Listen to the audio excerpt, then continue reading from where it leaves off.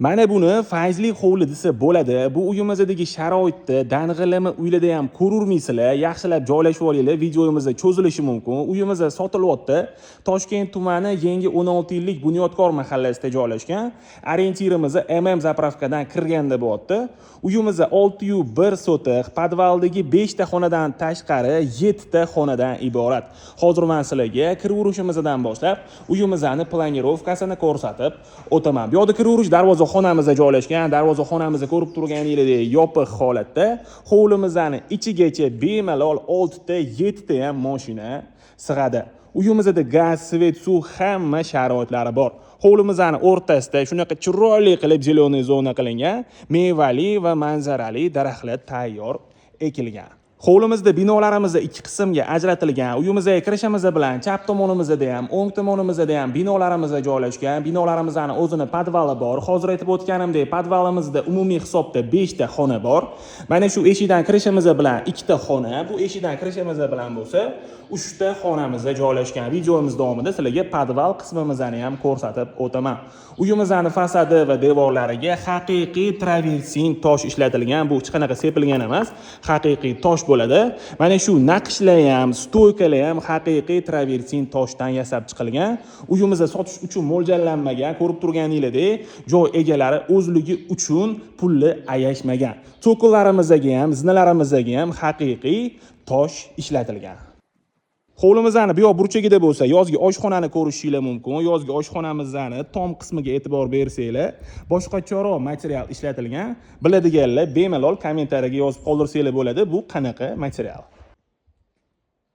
Bu yerda ham podvalimizda joylashgan. Bu podvalimizda bo'lsa, aynan mana shu binoyimizning o'zini kotelning sistemasi o'rnatilgan. Uyimizda katta oila uchun mo'ljallangan, bemalol 2 ta oila ham yashasa bo'ladi. Hovlimizning burchagida bo'lsa, yozgi oshxonamizni ko'rishingiz mumkin. Yozgi oshxonamiz ham toshlardan yasab chiqilgan. Hamma sharoitlari bor. Bu yerda o'zini 2 tadan qozon o'chog'i, mangal zonasi, bu yerda bo'lsa, mo'ykasi bilan birga bemalol ovqat tayyorlab va oila davrasida televizor ko'rib, ovqatlanib o'tiradigan joy qilib qo'ysanglar bo'ladi. Hovlimizning bu yoq burchakdan ko'rinishi. Hammamizga nasib qilsa, kamida shunaqa dang'illama uylarda yashash. Hozir endi men sizlarga mana shu bir boshidan xonalarimizni ko'rsatib o'taman. Bu yerda oshxonamizda joylashgan. Mana shu oshxonamizning o'zida bemalol ovqat tayyorlab va oila davrasida televizor ko'rib ovqatlanib o'tiradigan joy qilib qo'ysanglar bo'ladi. Oshxonamizda ko'rib turganingizdek, hamma kerakli mebel va texnikalar bilan jihozlangan. Domofonimiz ham aynan mana shu oshxonamizga o'rnatilgan. Bu yerda bo'lsa, bitta spanyamiz joylashgan. Bu xonamizning o'zini alohida sanuzyuli bor. Uyimizning pol qismiga chiroyli qilib laminat sanuzyullarimizga bo'lsa, ko'rib turganingizdek kafel ishlatilgan. Binoyimizni isitish uchun shunaqa sifatli radiatorlar ham tayyor o'rnatilgan. Bu yerda internet routerni ko'rishingiz mumkin. Uyimizda internet va kabelli televideniya tayyor o'rnatilgan. Hozir sizlarga endi podval qismimizdagi xonalarimizni ham ko'rsatib o'taman. Bu yerda bo'lsa, aynan mana shu binoyimizning o'zini kotelniy sistemasi va bu yerda общий sanuzyulimiz joylashgan.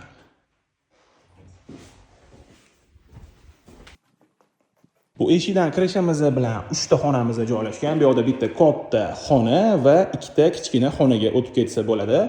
Podvaldagi xonalarimizni o'zingizlarning xohishingizga qarab, dam olish xonasi, kinoteatr, ofis, детская spalnya yoki namozxona qilib ham foydalansanglar bo'ladi. Bu yerda ham yana bitta kichkinaroq xonamiz joylashgan. Bu yerda bo'lsa tayyor ta'mirlangan xonalarimiz joylashgan. Bu yerda 2 ta xonamiz bor. Stroyniy mebellar ham tayyor o'rnatib qo'yilgan. Hech qanaqa mebel texnika olib chiqib ketilmaydi. Hamma mebel texnikalarimiz mana shu uyimizning o'zida qoladi. Bu yerda ham garderob uchun shunaqa stroyniy mebellar tayyor o'rnatilgan. Hozir endi sizlarga uyimizga kirishimiz bilan o'ng tomonda joylashgan asosiy binoyimizning xonalarini ko'rsatib, keyin chap tomondagi asosiy binoyimizning ham xonalarini ko'rsatib o'taman. Bu yoqda bitta katta zalimiz joylashgan. Uyimizda ko'rib turganingizdek chiroyli qilib ta'mirlangan, devorlarimizga sifatli mo'yshi aboylar yopishtirilgan. Uyimizda ko'rib turganingizdek yashash uchun tayyor holatda hamma xonalarimizga shunaqa sifatli romlar va sifatli eshiklargacha o'rnatilgan. Fasadimizdagi travertin toshga e'tibor beringlar, juda ham chiroyli chiqqan deb o'ylayman. Sizlar ham o'zingizlarning shaxsiy fikringizni bemalol kommentariyada qoldirsanglar bo'ladi. Bu yoqda bo'lsa ikkita yonma-yon spanyamiz joylashgan. Bu xonamizdan ham spanyaga o'tib ketsa bo'ladi. Bu xonamizning oynasi ko'chaga qaragan. Ko'chaga qaragan xonalarimizning hammasiga xavfsizlik panjaralari tayyor o'rnatilgan.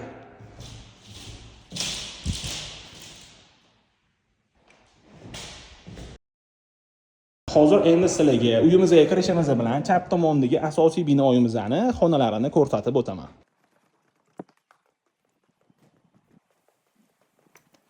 Hovlimizning bu yoq burchagidan ham ko'rinishi. Bu binoyimizga kirishimiz bilan ham bu yoqda katta zalimiz joylashgan. Zalimizning kattaligini hisobga olib bir qismini divanli zona, bir qismini bo'lsa stol zona qilib foydalansanglar bo'ladi.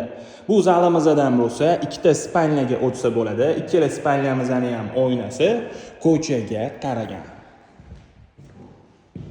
Bu spanyamizni ko'proq родительская spanya qilib foydalansanglar bo'ladi.